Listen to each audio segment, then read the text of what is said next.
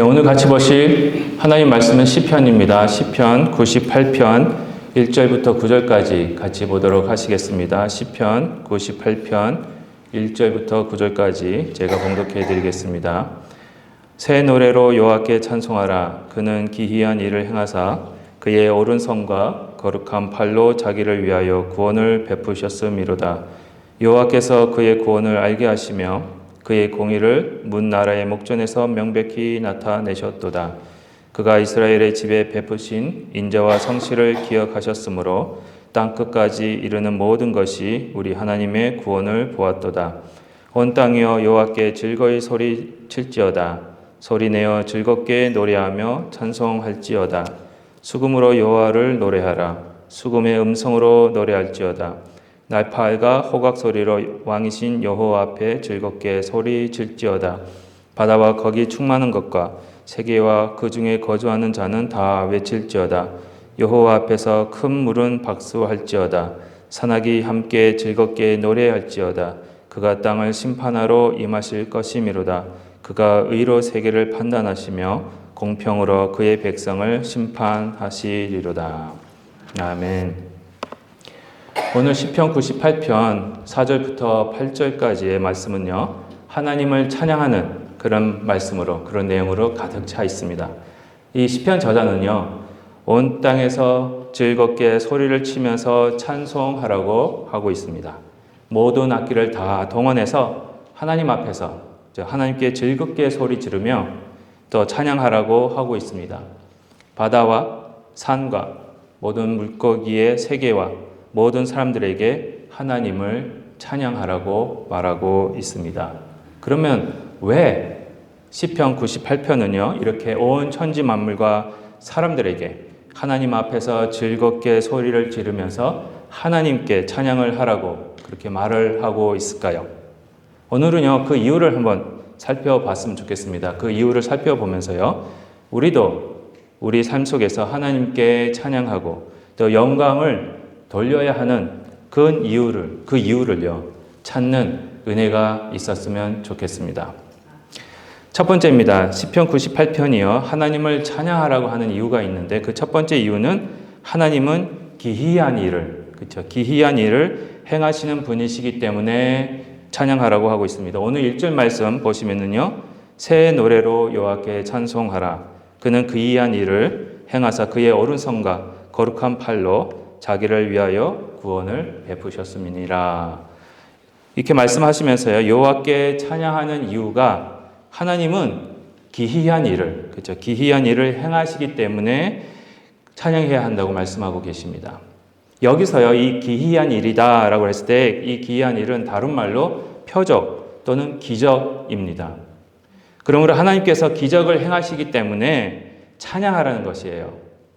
그러면 구체적으로 어떤 기적, 그렇죠? 어떤 기적을 행하셨기 때문에 우리 보고 찬양하라고 할까? 오늘 1절 말씀을 계속해서 보시면은요, 그 기이한 일 또는 기적은요, 하나님의 오른손과 거룩한 팔로 하나님을 위해서 저와 여러분들을 구원해 주시고 구원을 베푸시는 일이라고 말씀하고 계십니다. 하나님께서 이 베푸시는 이 구원이 바로 기이한 일이고요, 기적인 것입니다. 성경에서요, 하나님의 구원을 기이한 일로 계속해서 말씀하고 있습니다. 특별히 출애굽기 3장 20절에 보시면은요, 내가 내 손을 들어 애굽 중에 여러 가지 이적으로 그 나라를 친 후에야 그가 너희를 보내리라. 이렇게 이 말씀에서요, 하나님이 주시는 구원이 하나님께서 행하시는 이적 또는 기적이 있은 후에, 그렇죠? 그 기적이 있은 후에 이루어진다고 말씀하고 계십니다. 또한 다니엘서 12장 6절에서도 보시면은요, 그 중에 하나가 세마포 옷을 입은 자, 곧 강물 위쪽에 있는 자에게 이르되 이 놀라운 일의 끝이 어디까지입니까 하더라. 이 말씀에서 여기 다니엘 12장 6절에서도요, 이 놀라운 일이 나옵니다. 그렇죠? 이 놀라운 일이 바로 기이한 일 또는 기적이라는 말과 같은 말입니다. 그럼 과연 이 다니엘서 12장 6절에서도요, 이 기이한 일 또는 이 기적이 무엇인지 한번 살펴보도록 하겠습니다. 그 답을요, 다니엘 12장 1절에서 찾을 수 있어요.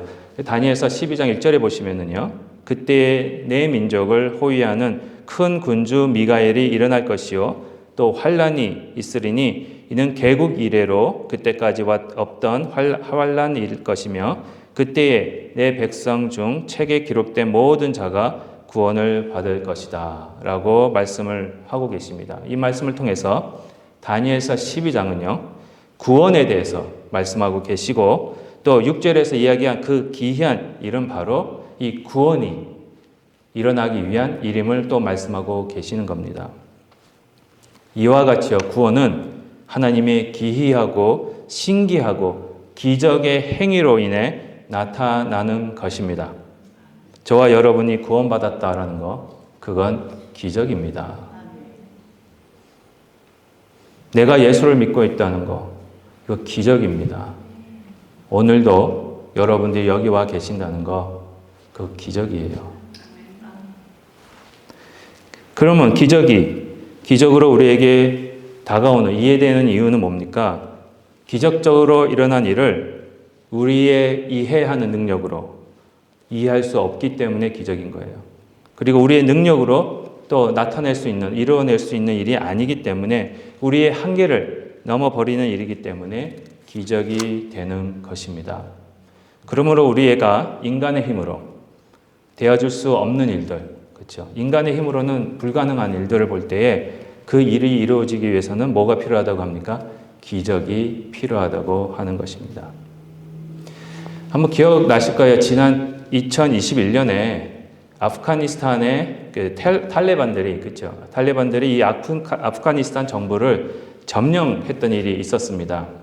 이 탈레반들이 이 아프가니스탄 정부를 점령하고 나서 처음으로 하는 것이 이 미국이나 한국 정부를 위해서 일했던 자들을 잡아다가 사형시키고 그 핍박하는 일을 했었습니다.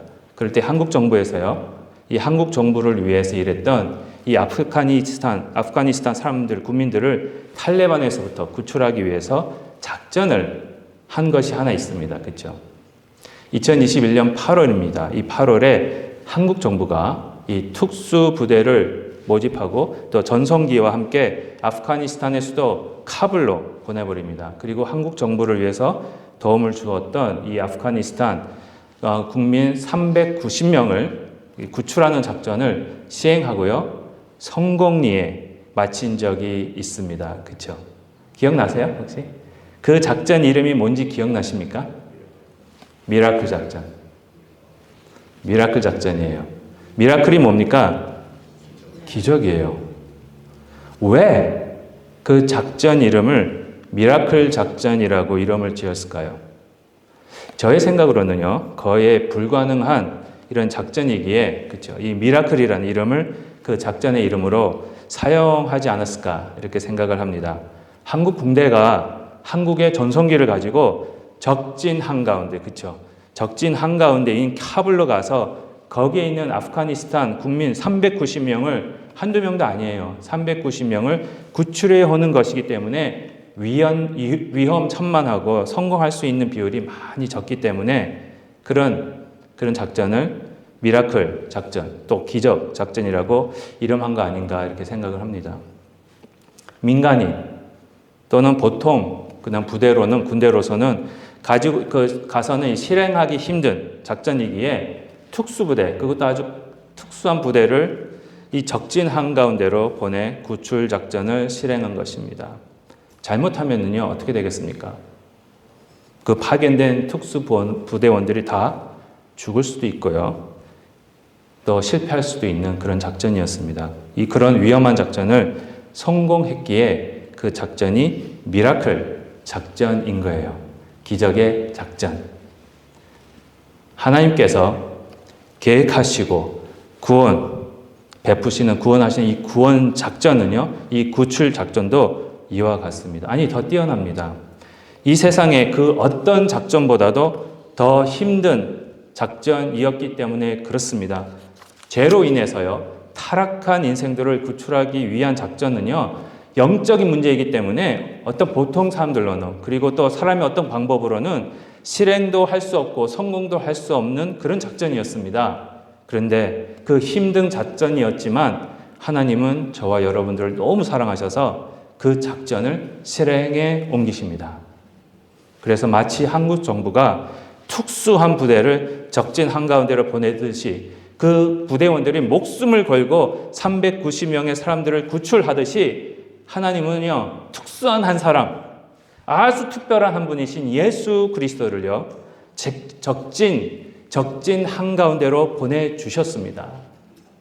죄로 가득 찬 이 세상, 사탄이 공중 권세를 잡고 있는 이 세상, 이 세상이 바로 적진 한가운데였는데 그 적진 한가운데로 예수님을 보내셔서 예수님이 목숨을 걸고 저와 여러분들을 이 세상에서 구출하시는 작전을 실행하신 겁니다.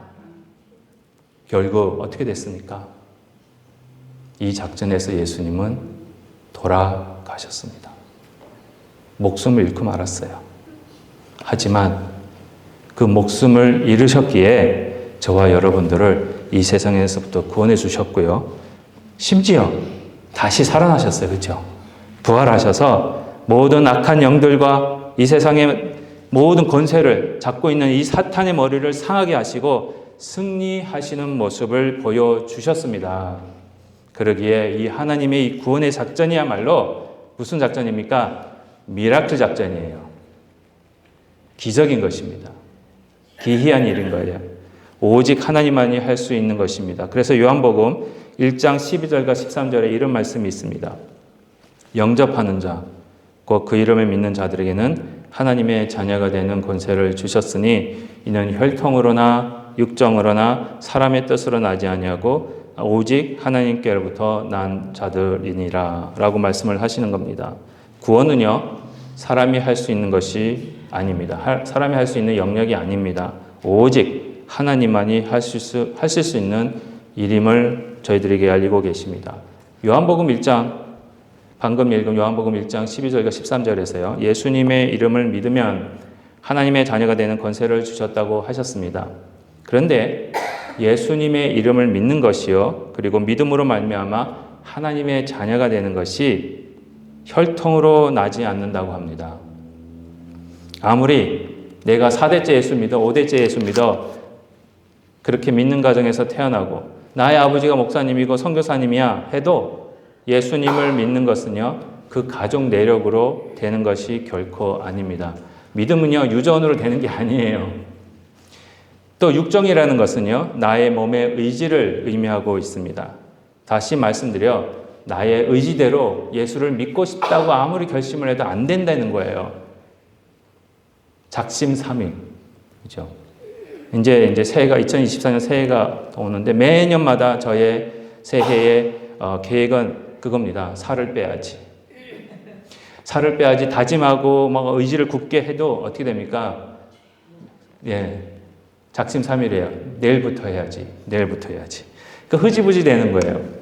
그러니까 사람의 의지로는 안 되는 겁니다. 또한 사람의 뜻, 사람의 뜻으로도 안 되는데 사람의 뜻이라는 것은요, 문자적으로 남편의 뜻입니다. 남편의 의지입니다. 다시 말씀드리면 나의 남편이나 나의 아내나 아무리 나를 예수 믿게 하려고 해도 안 된다는 거예요. 가족의 뜻과 의지로도 되어지는 것이 아닙니다. 내 자신이 예수님을 믿는 것, 나의 가족이 예수님을 믿는 것, 그리고 나의 이웃이 예수님을 믿는 것은요, 바로 하나님께서 행하시는 기이한 기적으로 말미암아 일어나야 하는 것입니다. 그런데 이 기이한 일이요, 이 기적이요, 여러분들이 기도할 때 일어나요. 그 이유는 저희가 기도할 때, 잘 들으세요.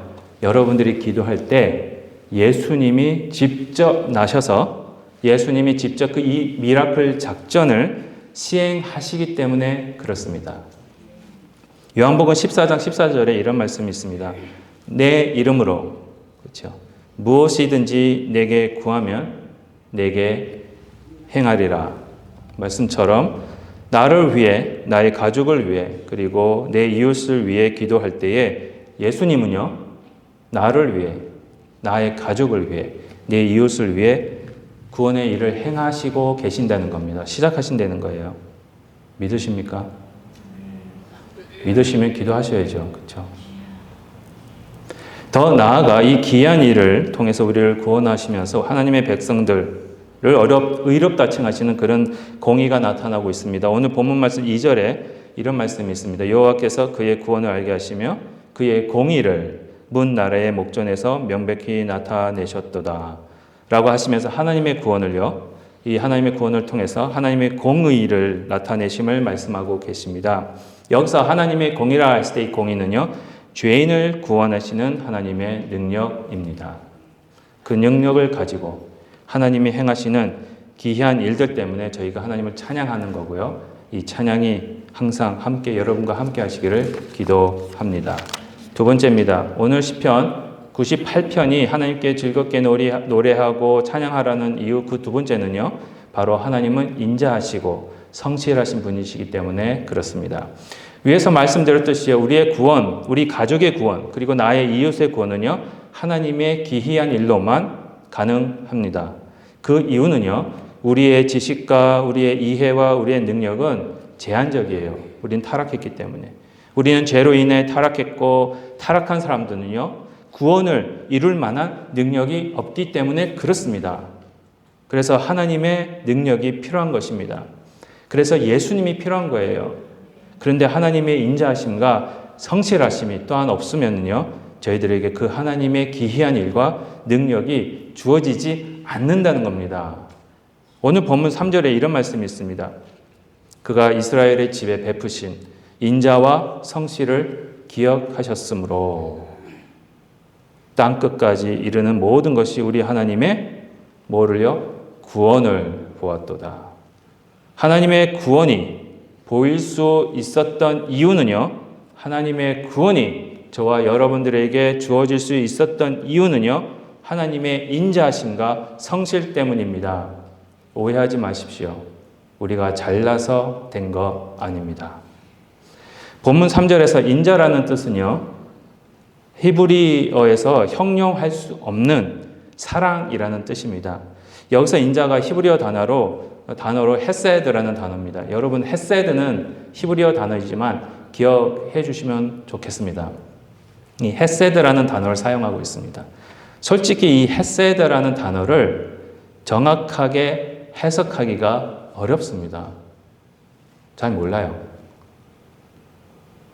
이 해석이 되어지지 않는 단어입니다. 그렇기 때문에 제가 깨닫기로는 해석이 되어지지 않는 하나님의 특별한 사랑을 보여주고 있는 거 아닌가 이렇게 생각합니다.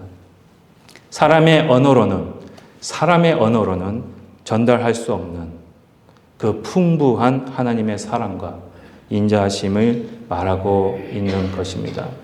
또한 성실은요, 히브리어 단어로 여러분들이 잘 아시는 단어입니다. 성실이라는 단어는 여기서 아멘이라는 단어입니다. 아멘. 아멘이라는 단어 다 잘 알고 계시죠? 저희가 기도하고 나서 이 아멘이라는 말을 많이 합니다. 그렇죠? 아멘은요, 성실함, 신실함, 충성됨, 그리고 믿음 등의 의미로 해석이 되어질 수 있습니다. 그래서 여기서 하나님이 아멘 하신다라는 것은요, 하나님이 그의 언약과 약속에 신실하시다라는 의미입니다. 다시 말씀드리면요, 부부 사이의 신실함, 그리고 부모와 자녀 사이의 신실함을 생각하시면 이 아멘이라는 의미가 더 이해가 다 되시리라고 생각이 됩니다.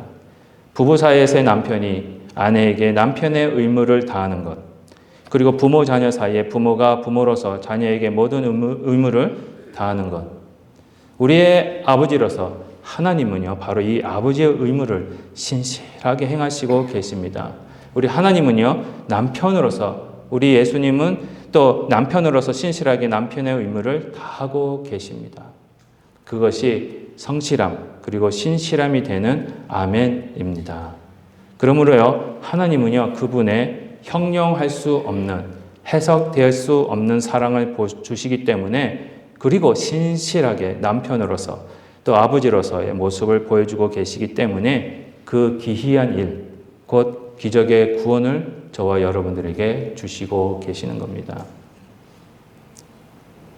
마치 출애굽기 2장 24절부터 25절 보시면은 이런 말씀이 있습니다. 하나님이 그들의 고통 소리를 들으시고 하나님이 아브람과 이삭과 야곱에게 세운 그의 언약을 어떻게 하셨죠? 기억하사 하나님이 이스라엘 자손을 돌보셨고 하나님이 그들을 기억하셨더라.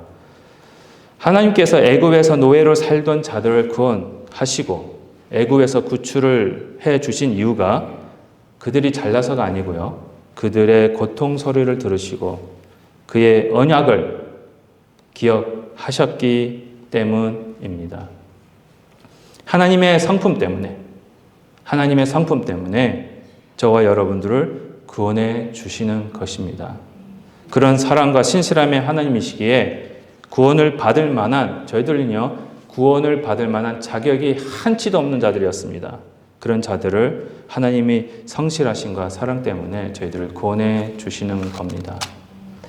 며칠 전에요, 제가 한국의 이찬수 목사님, 다 아시는 분은 아실 거예요. 이찬수 목사님의 설교를 듣다가 이찬수 목사님이 당신이 그분이 택시 운전을 옛날에 하셨던 것 같아요. 택시 운전을 하시다가 경험하신 그런 얘기를 말씀하시는 걸 들었습니다. 근데 그 얘기에 의하면 손님으로 탄 어느 한 여학생이 있었는데 그 여학생이 뒷좌석에서 아버지와 통화를 하더래요. 그 통화 내용을 이제 들으시려고 들은 건 아닌 것 같고 이제 이렇게 들렸던 것 같아요.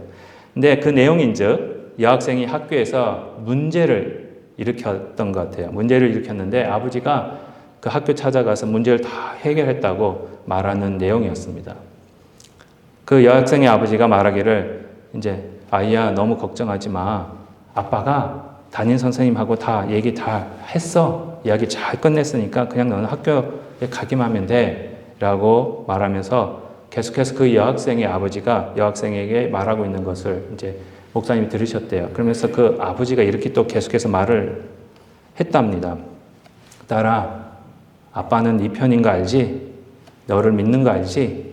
그리고 아빠는 계속 너를 사랑한다라고 말하는 것을 들으셨대요. 그 말을 듣는 순간 너무 감동이 되었다고 그런 말씀을 하시더라고요. 저도 이찬수 목사님의 그 예화를 듣고 나서 저는 하나님과 우리와 관계를 한번 살펴봤습니다. 저희들도 똑같이, 그죠? 저와 여러분은요, 사고친 죄인들이에요. 뭐 그렇게 착한 사람들 아닙니다. 오해하지 마십시오. 여기 서 있는 목사 착한 사람 아니에요. 저도 사고 뭉칩니다. 근데 하나님이 직접 나셔서 그 문제를 다 해결해 주셨어요. 그리고 말 안 듣고 사고친 저희들에게 하나님이 예수님을 보내주셔가지고요. 저희들이 친 사고를 다 해결해 주십니다. 그렇죠? 그리고는 저희들을 용서하시고 저희들을 삼아주시면서 지금도 이렇게 말씀하고 계시는 거예요. 내가 너를 사랑한다. 내가 너를 끝까지 사랑하는 거 알지? 나는 너의 편이야. 나는 너의 하나님이 된다. 아버지이신 하나님의 그 사랑 없이는요, 저희들은 구원을 받을 수가 없습니다. 저희는 여전히 부족한 사람들이고 죄인들입니다. 그러나 하나님께서 이 공의를 보여주시면서 죄인이 저희들을 의롭다 하시고 의로서 새 옷을 입혀주십니다. 그것이 하나님의 헤세드이고요. 아멘이에요. 이런 하나님의 사랑과 신실함을 매일 새롭게 체험하시는 저와 여러분이 되시기를 주님의 이름으로 기도합니다. 마지막입니다. 오늘 시편 98편이 하나님께 즐겁게 소리 높여 찬양하라는 세 번째 이유가요. 하나님은 심판하시는 분이시기 때문입니다. 오늘 9절 말씀 보시면요. 그가 땅을 심판하러 임하실 것이미로다. 그가 의로 세계를 판단하시며 공평으로 그의 백성을 심판하시리로다. 라고 말씀하시면서 하나님은 그분의 의로 세계를 그리고 그분의 백성을 심판하신다고 말씀하고 계십니다. 그런데요, 이 9절에서 이 심판이라는 단어를 여러분이 딱 들었을 때에 저희들이 가장 많이 생각하는 것이 뭐냐? 판사, 그렇죠? 유죄, 무죄를 판단하는 모습으로만 생각하고 있습니다. 그런데 이 구약에서는요, 이 심판이라는 이 히브리어 단어를 사용할 때는 이 판사의 모습, 죄가 있다, 죄가 없다를 결정하시는 이 판단하시는 모습뿐만 아니라 그 모습도 있습니다. 근데 그 모습뿐만 아니라 백성들을 올바른 길로 인도하시고 하나님 앞에서 올바른 하나님의 백성들로 회복시키시고 또 그런 회복된 모습으로 살아갈 수 있는 행위를 가르칠 때에도 이 심판이라는 단어를 사용하고 있습니다. 예를 들면은요, 사사기입니다. 사사기 한번 보십시오. 사사기에서 사사들을 지칭할 때에 또는 사사들이요 하는 행위를 가르칠 때에 오늘 본문 구절에 나와 있는 이 심판이라는 단어를 사용하고 있습니다. 근데 이 사사를 가만히 보시면은요, 사사들이 한 일이 판사의 모습이 아닙니다. 유죄 또는 무죄 등을 결정하는 일을 한 것이 아니라 사사들은 하나님의 백성들을 인도하고 올바른 길로 나아가게 하고 하나님과 관계를 올바르게 회복하는 일들을 그 일들을 하도록 부르심을 받고 그 일을 행한 자들이 사사였습니다. 그런 의미에서 오늘 본문 말씀 9절에 있는 하나님을 심판자로 모사하는 것은요, 바로 하나님이 왕이심을 보여주면서 동시에 하나님의 백성들인 저와 여러분을 올바른 길로 인도하시고 특별히 하나님과의 관계를 올바로 회복시키고 계시는 분이심을 나타내고 있는 것입니다. 에스겔서 36장 26절에서 27절에 이런 모습이 있습니다. 또 새 영을 너희 속에 두고 새 마음을 너희 마음에 주되 너희 육신에서 굳은 마음을 제거하고 부드러운 마음을 줄 것이며 또 내 영을 너희 속에 두어 너희로 내 율례를 행하게 하리니 너희가 내 규례를 지켜 행할지라. 지금도 저희들에게 저와 여러분에게 성령님을 주시고 저희 마음을 부드럽게 하시고 하나님의 말씀이 저희 마음에 새겨지도록 하시는 그 하나님의 모습이 바로 하나님의 백성을 심판하는 또는 사사하시는 이 사사의 모습이라고 표현하고 있는 것입니다. 저희들을 바로 가르치시고요, 하나님의 백성들로 바로 세우시는 일을 하시는 하나님을 찬양하는 것입니다. 더욱이 더 나아가 디모데후서 3장 16절과 17절에 이런 말씀이 있습니다. 모든 성경은 하나님의 감동으로 된 것으로 교훈과 책망과 바르게 함과 의로 교육하기에 유익하니 이는 하나님의 사람으로 저와 여러분입니다. 어떻게 해요? 온전하게 하고 그리고 무슨 능력을요? 모든 선한 일을 행할 능력을 갖추게 하려 함이라. 지금도 말씀을 우리에게 주시고 저희들이 저지른 죄를 지었을 때, 저희들이 죄를 지었을 때 또는 어느 다른 올바른 정도가 아니라 다른 길로 갈 때에 하나님은요, 하나님의 말씀으로 가르쳐 주시고요, 교훈해 주시고요, 책망하시고요, 그리고 우리를 깨닫게 하시고 바르게 하시고 의롭게 하시는 이런 하나님의 의로운 행동이 있음을 저희들에게 나타내고 있습니다. 이런 하나님이 왕으로서 사사로서의 모습으로 저희를 교훈하시고 책망하시고 바르게 하시고 의로 교육하시기 때문에 그런 훈련을 통해서 저희들을 온전한 믿음의 사람으로 성장시키시고 그리고 모든 선한 일을 행할 능력을 소유하는 자들로 만드시는 하나님이시기에 저희들이 그 하나님을 찬양하는 것입니다. 이런 찬양의 제사가 항상 저와 여러분 삶에서 넘치시길 기도하겠습니다. 결론적으로 말씀드리겠습니다. 오늘 시편 98편에서는요. 하나님을 찬양하는 이유가 첫 번째로 하나님은 기이한 일을 행하시기 때문에 그렇습니다. 우리를 구원하시는 그 기적을 베푸시기 때문에 찬양하는 것입니다. 두 번째는 하나님은 형용할 수 없는 사랑과 신실함이 넘치시는 분이시기 때문에 찬양하는 것입니다. 하나님이 저와 여러분을 먼저 사랑하셨기 때문에 그리고 그 약속을 신실하게 지키셨기 때문에 저와 여러분들이 구원을 받을 수 있었던 것입니다. 세 번째는요, 지금도 우리의 왕으로 또 사사로서 여러분들을 인도하시고 가르치시고 온전하게 하시는 하나님의 역사 때문에 저희가 하나님을 찬양하는 것입니다. 이런 찬양의 은혜가 항상 넘치시기를 기도합니다. 기도하시겠습니다. 하나님 아버지 감사드립니다. 말씀을 통해서 저희들에게 하나님을 찬양해야만 하는 이유를 주시고 하나님께서 저희들을 통해서 구원을 주시고 그 놀라우신 기이한 일을 통해 저희들을 구원해 주시고 또 하나님의 은혜와 성실하심과 신실하심으로 사랑으로